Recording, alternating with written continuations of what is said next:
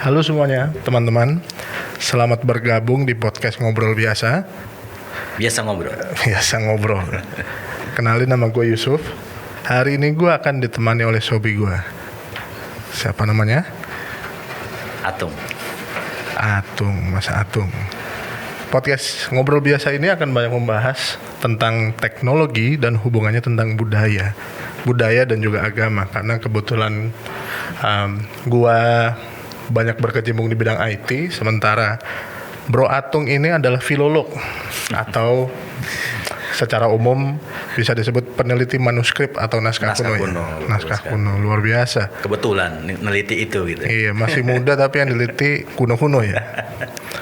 Podcast Ngobrol Biasa ini akan mencoba mengupas tentang hubungan teknologi dengan budaya dan agama, sesuatu yang di zaman sekarang ini banyak banget perdebatan ya. Ada yang kubu pro teknologi meninggalkan budaya, tapi juga ada kubu budaya pro budaya dan meninggalkan teknologi. Mudah-mudahan di akhir episode nanti kita bisa kasih solusi nih buat para teman-teman yang menonton ya. Ya minimal juga buat kita sebagai solusi juga renungan buat kita pribadi. At least buat kita ya. Renungan tengah malam ya. Oh iya, teman-teman juga nanti bisa ikut gabung diskusi. Tulis komen di bawah, nanti bakal kita balas. Boleh juga nge-share link podcast ini ke manapun, ke grup WA keluarga, ke manapun lah, ke gebetan dan segala macam. Silakan, bebas, pokoknya bebas. Dan gratis ya. Betul, dan gratis. Oke. Jadi Mas Atung sebagai filolog nih, ini satu hal yang pengen gue tanya. Gue awam banget nih mengenai filolog, karena kalau kita udah bicara teknologi tuh udah kata-katanya dalam bahasa Inggris, artificial intelligence gitu kan. Sementara nih gue merasa mendapat sesuatu yang baru nih dari Mas Atung. Bisa jelasin nggak kira-kira apa tuh filologi gitu ya? Gimana nih Mas Atung? Siap. Sebelumnya terima kasih Mas Yusuf udah mencoba mengundang gue, meskipun gue sendiri ya baru lah di dunia filologi mungkin akhir-akhir 2017. Ketika kisahnya itu nggak puas di sebuah medan pertempuran. Gue dulu bekerja di sebuah media, bukan berarti gue nggak puas ya, tapi gue menemukan bahwa gue harus mencari potensi lain yang mungkin bisa menjadi andalan yang bisa gue tekuni lagi gitu. Karena di dunia media itu kan semuanya serba instan dan juga perlu jam terbang yang panjang. Betul. Nah, ketika ada pengumuman beasiswa gitu, meskipun gue nggak lolos, tapi gue merasa keberkahan resign dari pekerjaan, kemudian menemukan kampus yang di situ menawarkan kajian filologi. Dari pengumuman beasiswa itu. Betul, meskipun gue nggak lulus beasiswa ya. Jadi sebuah kegagalan itu adalah sebuah kesuksesan, gue percaya. Akhirnya gue menekuni itu, dan ternyata filologi sebuah pendekatan yang gue pahami sampai hari ini adalah filologi sebuah metode, sebuah pendekatan, bukan pendekatan artinya cewek dan cowok. Benar. Tapi pendekatan keilmuan. Bagaimana suatu cara ketika kita menemukan sebuah manuskrip misalnya. Manuskrip itu kan tulisan tangan. Kemudian kalau di Indonesia lebih dispesifikkan yang berusia 50 tahun.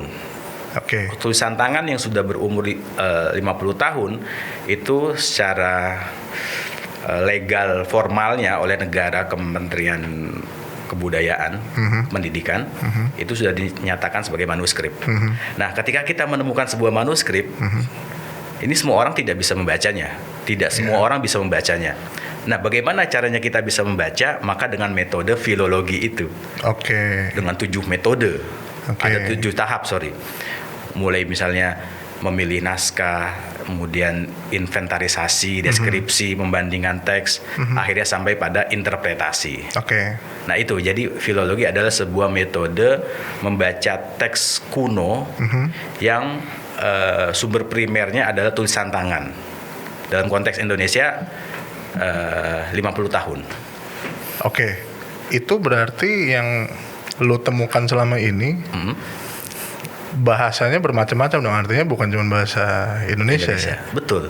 Dari berbagai macam suku, apalagi Indonesia kan kaya dengan budayanya. Tadi Mas Yusuf bilang kita pendekatan budaya dan agama itu sangat kental di Indonesia. Di sudut manapun kita akan mendengar haluan-haluan keagamaan. Bukan hanya dalam konteks dia ruang publik. Ketika kita masuk rumah orang pun kita sudah tahu, oh dia ternyata suku ini, budayanya ini, kemudian tradisinya ini. Kita akan menyentuh itu. Dan ketika kita dalami lagi, ternyata orang ini punya historis yang panjang. Dia punya kampung, dia bahkan punya kitab suci, dia punya tulisan tangan yang itu bisa kita kaji. Oke. Semakin gue dijelasin semakin bingung gue. Mungkin agak jam over ya pertanyaannya. Cuman misalkan gue nih, gue selama ini berkecimpung di dunia IT, ngobrol dengan orang-orang IT, kebanyakan, mayoritas. Terus ketemu elu, bicara tentang filologi. Gue yang tidak pernah menyentuh hal-hal semacam itu, yang ada di pikiran gue sekarang adalah, terus gue bisa pakai filologi ini buat apa ya? Iya. Di dalam aspek kehidupan, anjay. Oh ini berat banget pertanyaannya, kayak kan? ujian tesis gitu ya. Oh iya, harus ujian tesis. Di depan udah ada TU-nya, udah ada TU buat lembar pengesahan. Tanda tangan. Iya. Menggunakan filologi zaman sekarang misalnya, memang perlu digarisbawahi bahwa filologi ini sangat terbatas. Dia cakupannya tidak seperti ilmu-ilmu lain yang misalnya fisika, mempelajari alam, biologi, anatomi tubuh. Tetapi filologi ini lebih kepada teks, dan itu memang orang-orang khusus yang hanya dan ingin minat memperdalami itu. Tapi values-nya adalah nilai yang bisa kita ambil dari pelajaran filologi adalah bahwa kita harus menemukan sumber primer. Nah ini contohnya dalam era modern saat ini, ketika kita misalnya mendapat sebuah share atau link berita gitu, itu kan banyak hoax gitu kan. Betul. Nah, bagaimana caranya mengetahui ini hoax atau tidak? Itu orang filologi yang tahu. Salah satunya values-nya adalah kita harus tahu sumber primernya. Oh, link ini link abal-abal apa beneran nih? Kita cek. Kemudian kita lihat di dalam website itu siapa saja tokohnya. Kemudian apakah dia punya izin menerbitkan juga. Kemudian sumber aslinya ini dari mana, mengutipkah dari sumber lain. Nah itu kerja-kerja filologis sebenarnya yang kita dapatkan ketika kita sudah menyelami itu. Mulai nangkep nih gue nih. Berarti salah satu value-nya adalah kita harus masuk ke sumber data primernya tadi. Betul. Core of the core-nya lah istilahnya. Core of the core-nya. Nah ini sesuatu yang zaman sekarang tuh lagi lagi banyak banget kesalahpahaman, apalagi itu juga dengan teknologi ya. Betul. Banyak hoax dan segala macam. Berarti filologi itu bisa dibilang salah satu keilmuan yang bisa menangkal itu ya. Iya, salah satunya. Tapi memang ini lompat lagi nih, biasa gue suka lompat-lompat nih. Tapi memang dari kecil, dari muda, ya sekarang kayaknya masih muda sih. Tapi dari lebih muda lagi, itu memang lu memang menyelami dunia filologi atau memang lu menyelami dunia budaya atau gimana, Mas? Artinya dulu pendidikan dulu di mana? Kalau secara histori pendidikan gue ya biasalah SD SMP di dalam negeri gitu kan. Dalam negeri ya. Dan kebetulan orang tua dulu pernah nyantri di pesantren.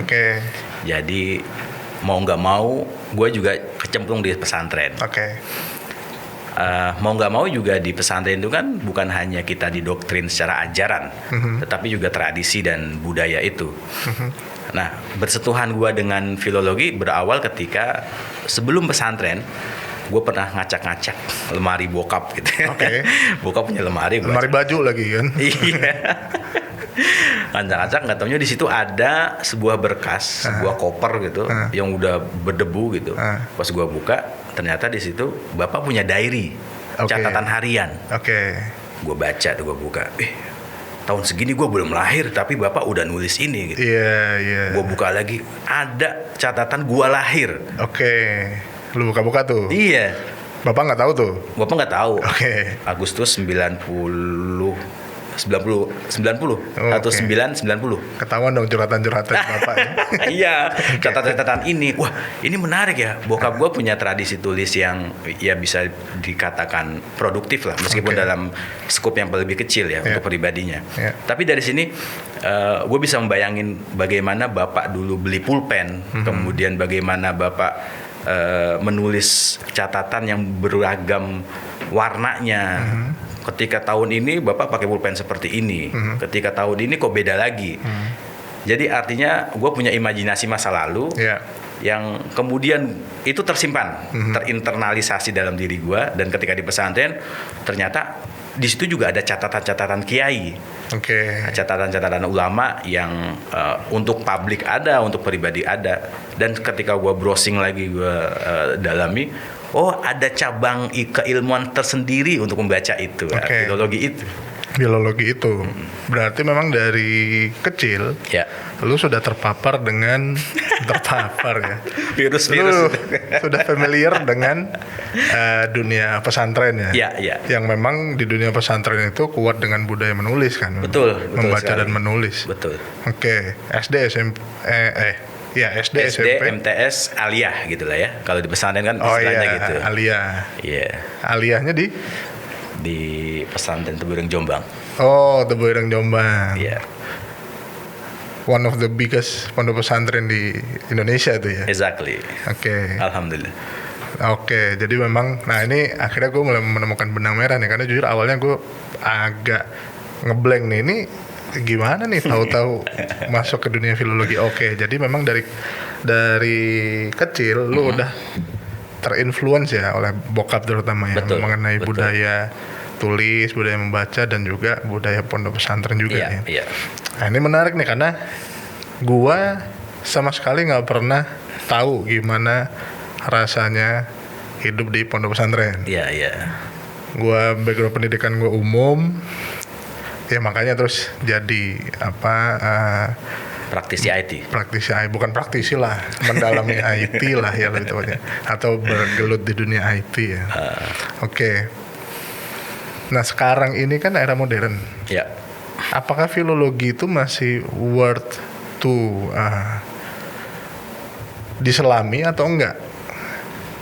Mungkin buat yang mungkin di dunia filologi banyak praktisi yang sudah senior gitu kan. Tapi buat yang muda-muda tuh gimana tuh, Mas? Faktanya, sebelum gue jawab ke sana ya, faktanya memang demikian, bahwa yang menggeluti naskah dan manuskrip filologi itu banyak orang-orang yang senior. Kita tidak menyebutnya tua gitu ya. Senior junior. Gue juga heran ya, kenapa dunia filologi ini tidak banyak diminati. Padahal tadi kita lihat values-nya juga berkaitan erat dengan hari ini gitu kan. Karena mungkin kita seringkali mendengar dari Soekarno, dari tokoh-tokoh bangsa, dia menyebutkan kalau ingin menghancurkan sebuah negara, sebuah bangsa, maka cabutlah dia dari akar sejarah dan budayanya.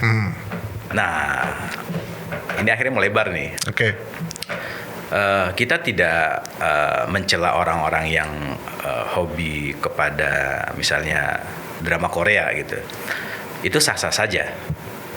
Dan mungkin bukan hanya sebagai hiburan, tetapi sebagai knowledge Akan tetapi kita juga perlu menyelami diri kita sendiri. Siapa yang menyelami bangsanya sendiri, dirinya sendiri, maka dia akan mengetahui seluk-beluk kehidupan lebih konkret dan lebih holistik. Diibaratkan gini deh. Dosen gue pernah bilang, dan ini keren sekali analoginya. ibarat sebuah busur panah. Ketika anak panah itu kita tarik, semakin ke belakang, semakin keras, maka lompatannya pun akan jauh. Makin jauh. Nah, siapa yang mempelajari sejarah bangsanya sendiri, dirinya sendiri, sukunya sendiri, agamanya sendiri, maka dia akan mengetahui masa depan yang lebih gemilang gitu, tidak mudah kagetan. Betul. Tidak laten gitu ya, latah dan sebagainya itu. Betul. Nah, pertanyaan tadi apa? Nah, gue juga lupa tadi apa pertanyaan. Pertanyaannya adalah, apakah filologi ini, karena gini, gue berangkat dari berita terkini berita terkini di lingkungan lingkungan masyarakat Indonesia lah, karena kita tinggal di Indonesia, betul, kan. Betul. Kalau kita tinggal di Ethiopia ya kita bahas Ethiopia. Yang paling terkini kan JJ Slebeo gitu kan. Oke. Citaim Fashion Week, terus kemudian ada yang mendaftarkan di Haki. Iya. Lalu kemudian banyak yang menghujat, lalu kemudian yang mendaftarkan itu membatalkan pendaftarannya. Iya. Lu yang berkecimpung di dunia filologi nih, yes, yang value-nya adalah masuk kepada sumber primer atau core-nya, lu ngelihat situation nowadays tuh gimana? Asik. Gitu loh. Ini juga berat ini pertanyaannya. Wah, harus berat. Kalau ringan itu makanan. Ngapain kita bikin podcast? Kalau ringan snack, iya. Kalau ringan snack. Ya wajar-wajar saja, itu kan fenomena, dan gue lihat sih itu sebagai siklus aja ya. Yeah. Sesuatu yang gampang viral itu juga tenggelamnya juga akan cepat.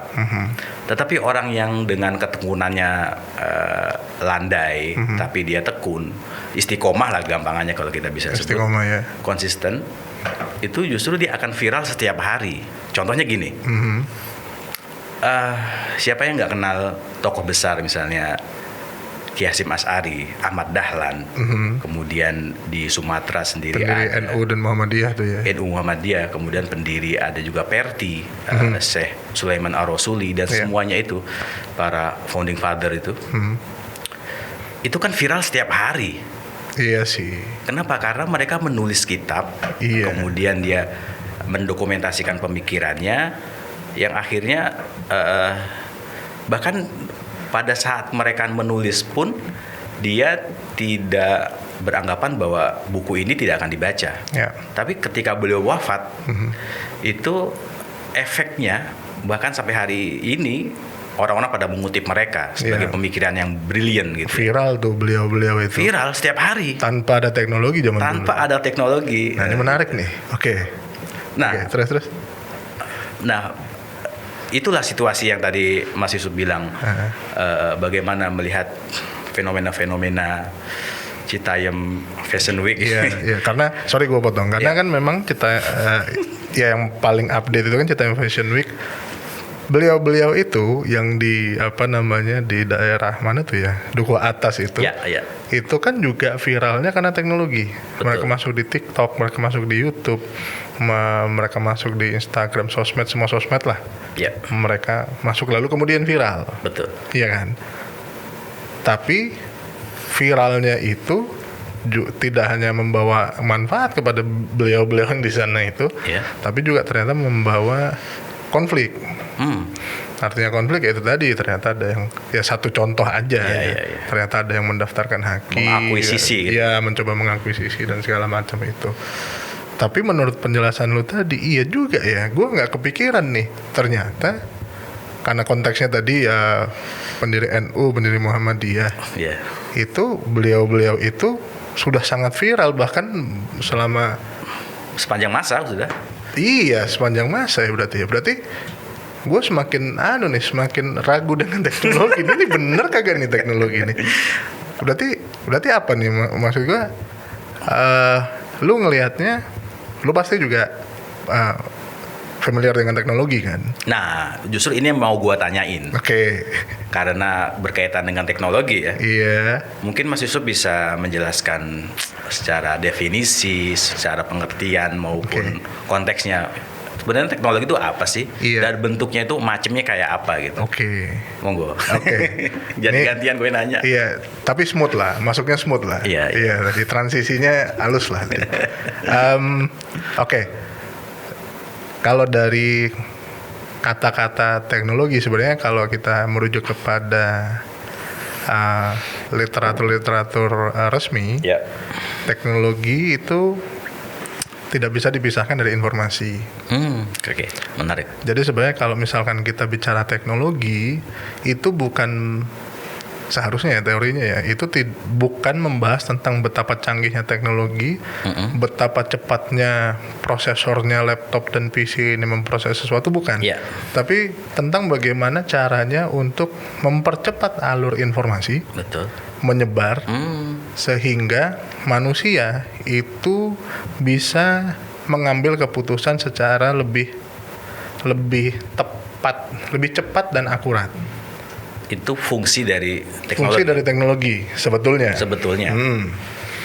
Nah, kenapa gua ngomong sebetulnya? Karena ya pada akhirnya di prakteknya banyak sekali percabangannya. Ada yang nggak betul berarti ya? Pasti Pak. Dunia itu ada yang betul ada yang nggak betul. Iya, Pak. iya, iya. Bapak jangan mancing-mancing dong. Teknologi informasi itu dibagi kepada 3 platform. Perangkat lunak, perangkat keras, dan juga brainware. Brainware. Sorry, gua potong. Kalau di sekolah dulu kan diajarin hardware, software itu ya. Iya. Terus ada lagi Brainware. Wow, baru dengar gua nih. Software itu aplikasi, ya udah familiar lah semuanya kan. Ya. Aplikasi di web, di mobile. Hardware itu adalah perangkatnya. Terus jaringannya juga. Sementara brainware itu sebetulnya layernya lebih dalam lagi. Itu lebih ke arah komponen-komponen dan segala macam tuh. Itu udah sambungannya dengan teknik elektro tuh, kayak gitu-gitu tuh. Oke. Brainware tuh. Tapi kelihatan ya? Kelihatan. Oke. Kelihatan. Bicara IC, bicara chip, bicara macam-macam lah komponennya, banyak banget gitu kan. Itu kira-kira mengenai teknologi. Jadi gue highlight lagi, sebetulnya gimana caranya informasi ini lebih cepat kita dapat supaya kita bisa mengambil keputusan secara lebih cepat dan akurat juga. Itu teknologi. Cepat dan akurat. Cepat dan akurat. Betul. Soalnya akhir-akhir ini kan kita juga sering mempraktikkan dan menggunakan teknologi hanya sebagai faktor dia ingin cepat saja. Nah, Betul. yang akurat ini yang perlu digarisbawahi juga gitu. Betul. Ya. Iya. Tapi memang akurat itu jadinya relatif juga. Yang masing-masing orang punya kebutuhan. Iya. Ya kebutuhan lo sama kebutuhan gue bisa beda. Oke. Gitu kan. Lo install aplikasi Maps. Iya. Karena lo memang butuh itu, lo merasa bahwa ini akurat nih, gue jadi lebih cepat nyampe ke rumah. Betul. Ke rumah. Ke lokasi ini gitu. Ke rumah siapa gitu kan. Gue gak mau nyebut lah. Sementara gue, karena gue kebutuhannya adalah nongkrong katakan, ya gue install aplikasi yang isinya kafe-kafe, akurat juga. Oke. Gitu. Sesuai dengan kebutuhan masing-masing. Sesuai dengan kebutuhan masing-masing. Nah, sejak kapan sih manusia itu menggunakan teknologi gitu? Apakah teknologi hanya era milenium sekarang saja atau dari dulu memang sudah ada? Kalau dari apa yang gue pelajarin, sependek pemahaman gue, teknologi itu muncul di sekitar tahun 60-an. Tahun 60-an, Amerika menciptakan chip semikonduktor untuk pertama kalinya itu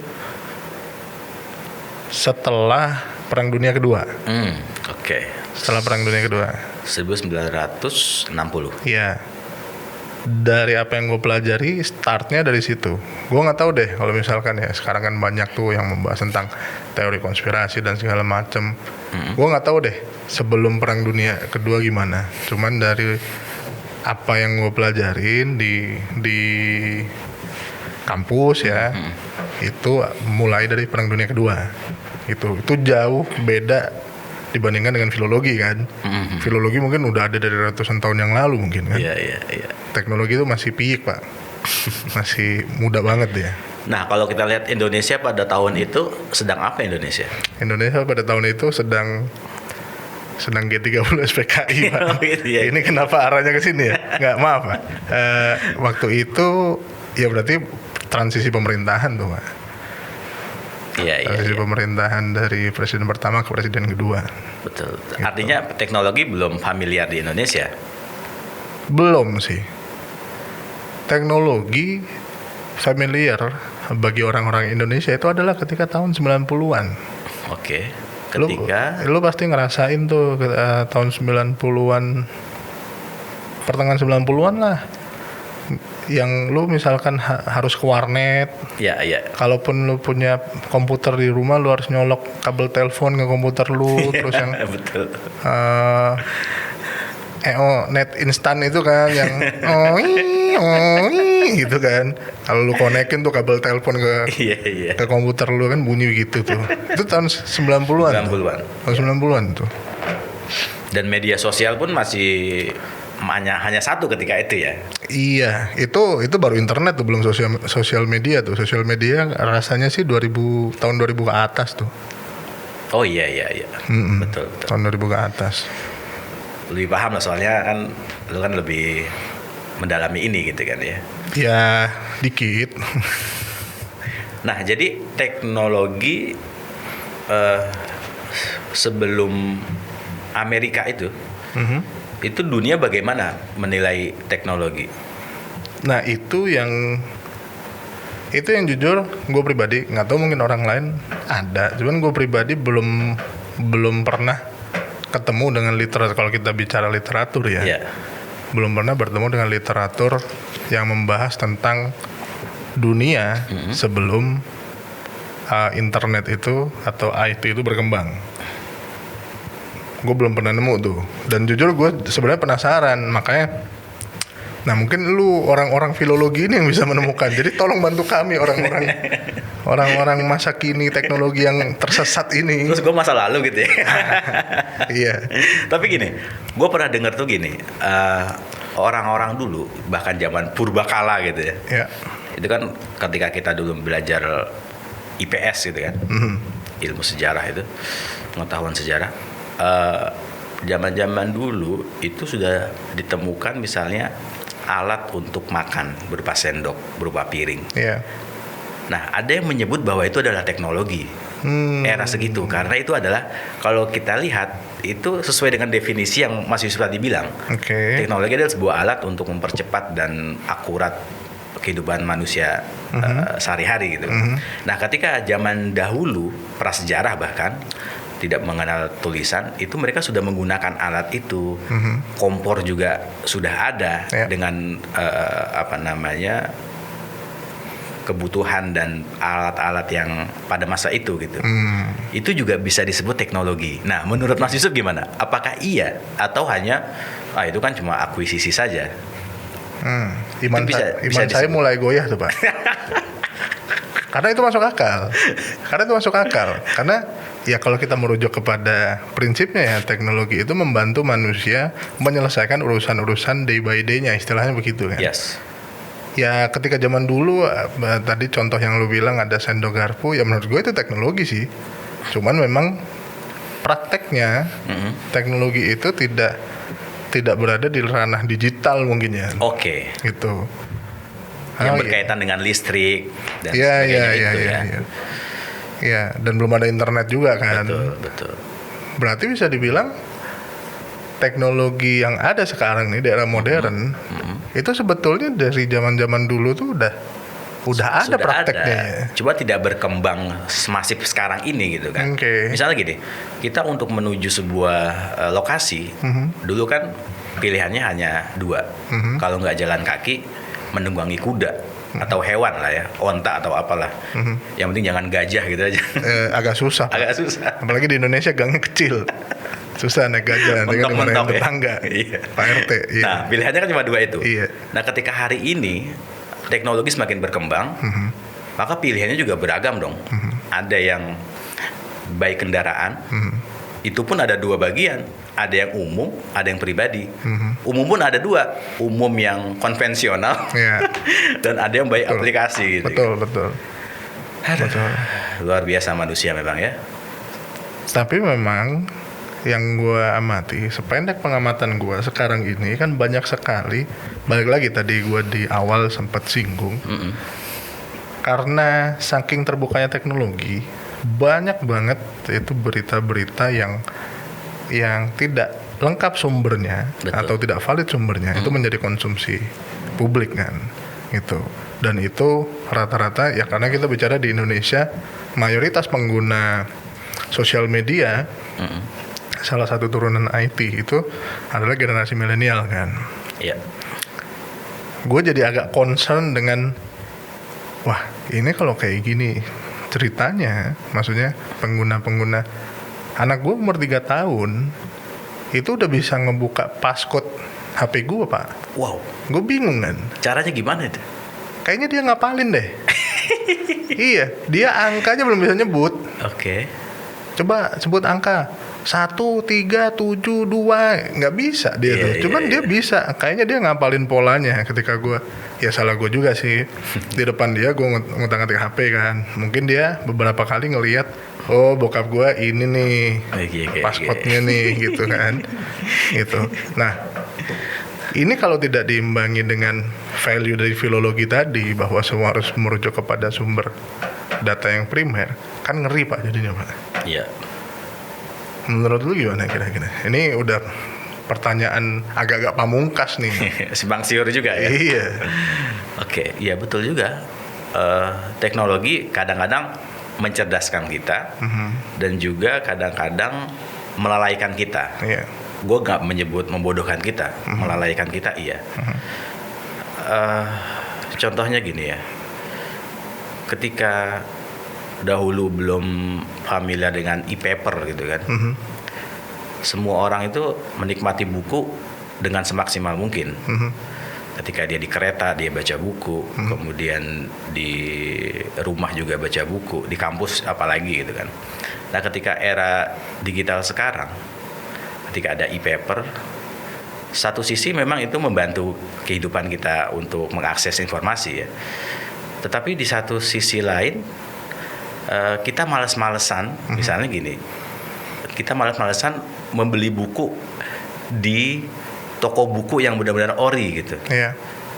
Nah, dengan aplikasi, dengan handphone seperti itu, kita mudah meminta buku dengan orang lain tanpa hak cipta gitu kan. Iya betul. Itu kan melanggar kemanusiaan kita gitu. Betul. Gua pribadi ya misalnya, ketika dapat PDF dari teman, itu berhenti di gua. Gua nggak mau nyebar ke orang lain, kecuali kalau memang itu ada izin dari penulisnya. Ada konsen ya.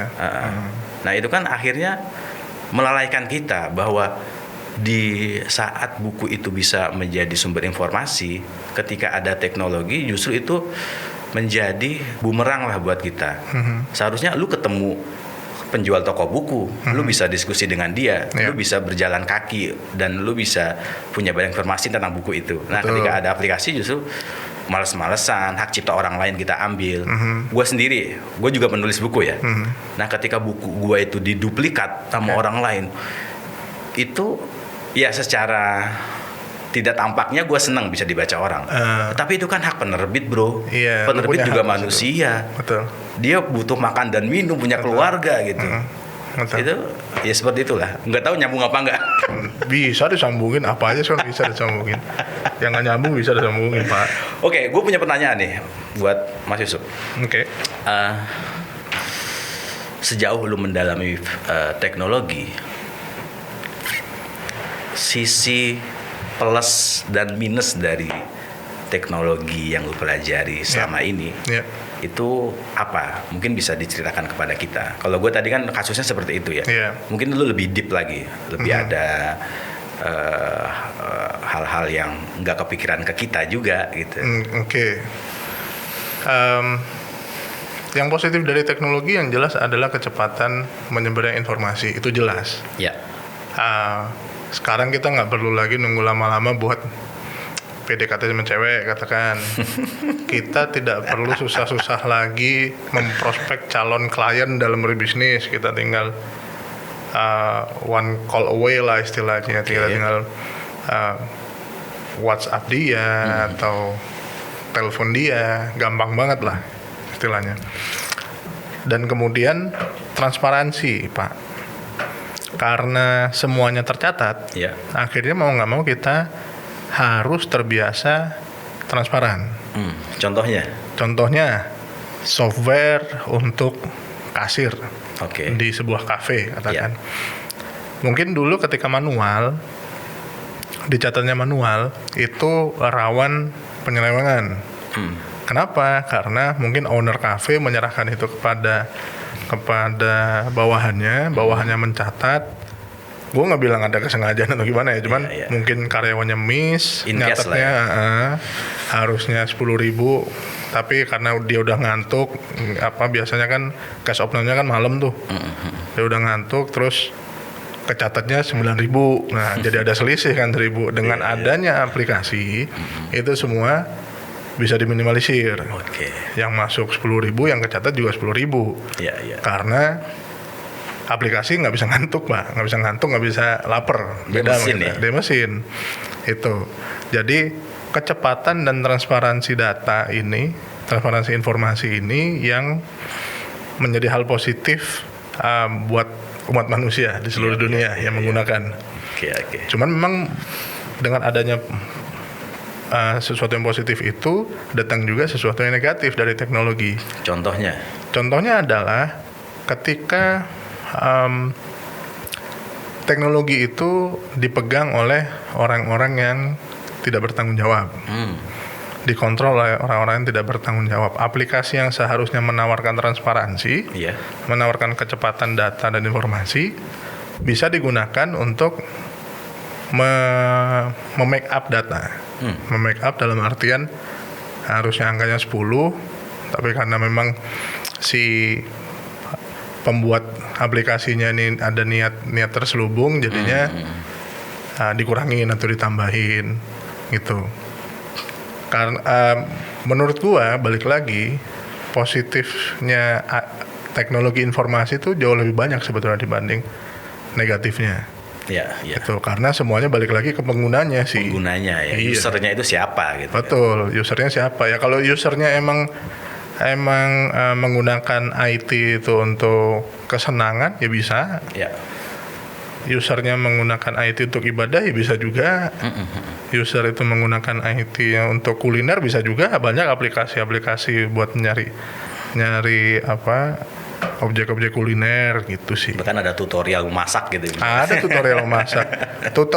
Wah banyak, Pak, tutorial apalagi di YouTube. Iya. Tutorial ganti popok aja ada, Pak. Ketahuan nih kayaknya abis buka itu ya. Iya. Tutorial kalau dimarahin istri ada, Pak. Bapak cari. Bener ada. Gue aja kaget. Karena waktu itu gue dimarahin istri, gue bingung. Gue tanya YouTube aja. Ada ternyata. Tapi ya kocak-kocak gitu kontennya. Iya. Itu sih kira-kira positif negatifnya gitu sih. Menarik. Berarti kalau boleh gue tarik benang merah nih. Both filologi dan teknologi itu sebenarnya kan punya hal-hal positif, banyak hal-hal positif di dalamnya ya. Betul. Tetapi ini ibarat kata nggak ada jiwanya nih kalau misalkan manusianya nggak menggunakannya, nggak sih? Betul. Jadi kembali lagi ke manusianya gitu ya. Manusianya. Kalau dia belangsak, dia megang apapun jadi belangsak gitu kan. Iya, karena sorry gue potong. Karena kalau kita bicara filologi, lu bicara tadi meneliti data primer, wah itu bisa bahaya, Pak. Sejarah negara misalkan. Dipegang oleh orang yang tidak bertanggung jawab, itu bisa disembunyiin, bisa ditulis ulang kan. Betul. Bisa jadi satu generasi ke depan atau mungkin 2 generasi ke depan bisa bacanya sejarah yang buatan itu dong berarti kan. Wah, ngeri juga ya. Itu efek minusnya ya. Berarti kembali ke penggunanya berarti ya, ke manusianya ya. Iya, karena sebelum dia meneliti dia juga punya tujuannya, kemudian untuk apa dan bagaimana, serta dan ini mungkin nggak tahu jadi pembahasan ini atau tidak. Filologi dan manuskrip itu kan berkaitan dengan erat budaya. Nah, budaya itu kan sebuah tradisi yang itu juga kearifan lokal. lokal jenius kalau bisa kita lihat. Nah, ketika kita misalnya menemukan manuskrip, nah ini si manuskrip ini jangan hanya diibaratkan sebagai benda mati, one only, tetapi dia juga punya adikodrati istilahnya. Dia punya alam gaibnya juga. Berat nih. Oke. Contoh kasus.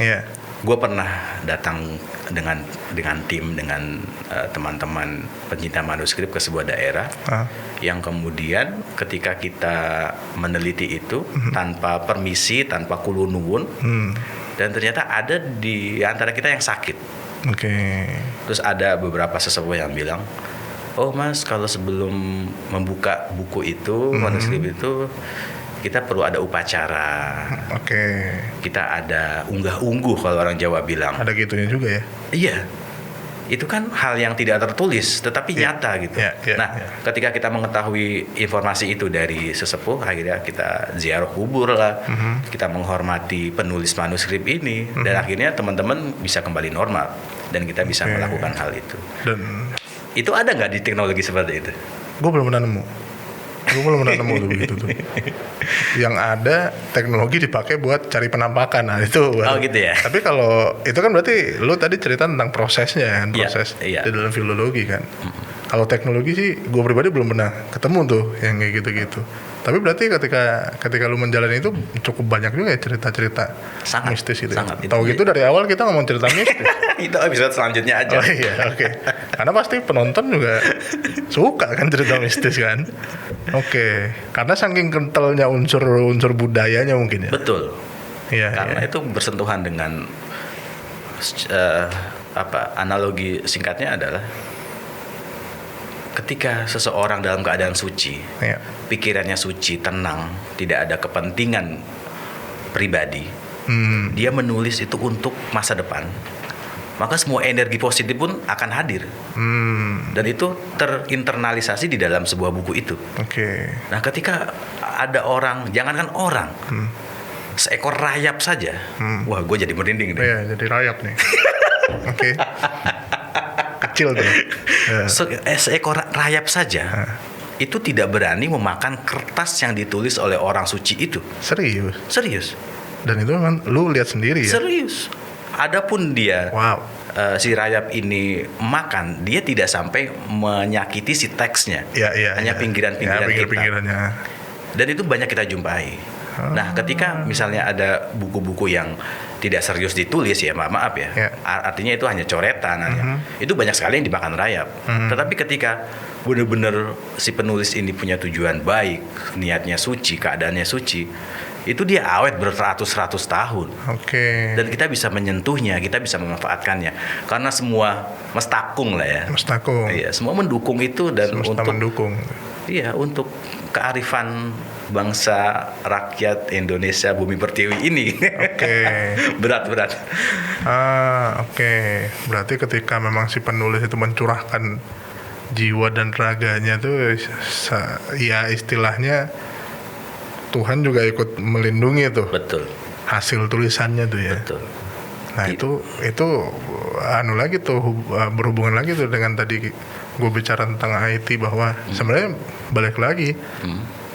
Positif atau negatif tergantung yang bikin produk IT-nya sih. Iya, sepakat. Oke, menarik banget nih. Cerita misteri mungkin bisa kita bahas di episode selanjutnya ya. Insya Allah. Supaya ya viewersnya ya nambah lah. Pasti cerita misteri kan banyak yang suka kan. Betul. Gitu. Jadi kesimpulannya memang ada ya relation antara teknologi dan filologi gitu ya. Semuanya ada relasi. Semuanya ada ya, karena apapun itu keilmuannya sebenarnya kembali lagi ke manusianya. Niat dia apa, menggunakan keilmuan itu, lalu kemudian tujuannya apa, kemudian di dalam prosesnya apakah ada hal-hal yang kurang baik dilakukan atau tidak, itu berarti itu yang menentukan kualitas produk keilmuannya sebuah karya, sebuah sajian yang bisa disajikan buat masyarakat gitu. Terakhir nih, apa yang bisa lu kasih wejangan buat generasi muda sekarang? Gue mewakili generasi muda sekarang nih, Terus gue nggak muda gitu ya? Lu setengah muda setengah tua gitu. Enggak, setengah junior setengah senior. Nggak boleh dong, nggak boleh tua lah.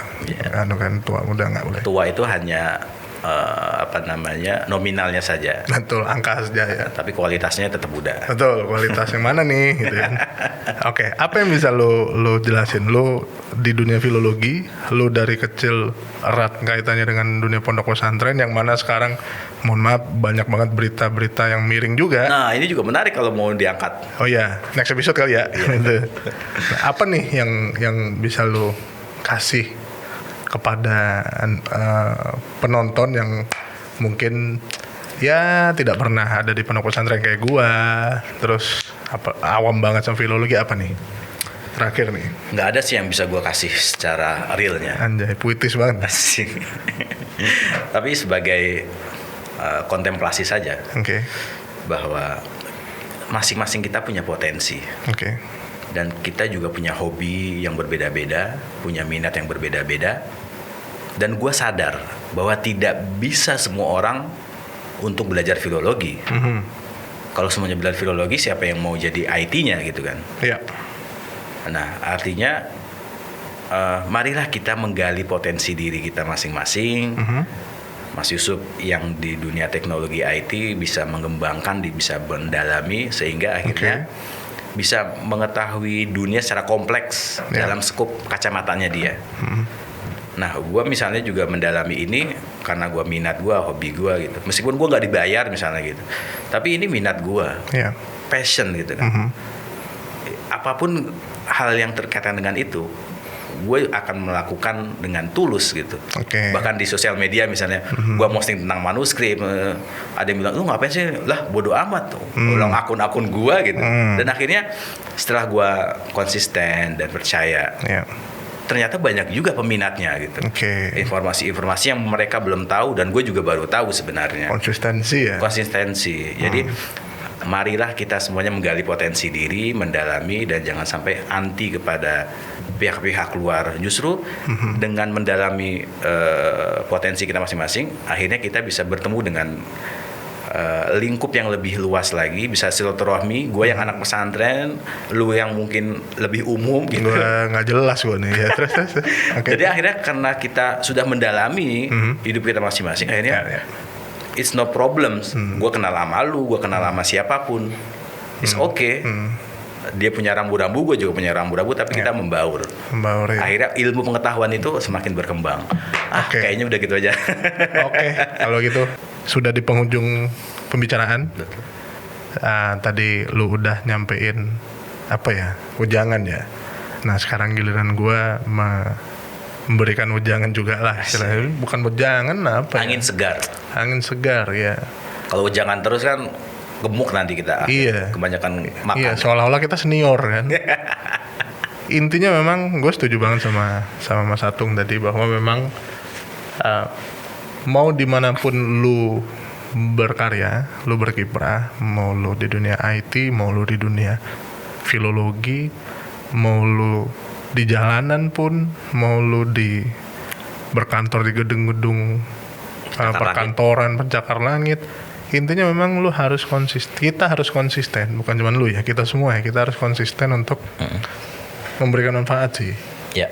Dan perbedaan itu sebenarnya merupakan sesuatu yang wajar, karena tidak mungkin kita tidak berbeda satu sama lain gitu kan. Jangankan orang lain, satu rambut kita dengan rambut yang lain itu pun berbeda.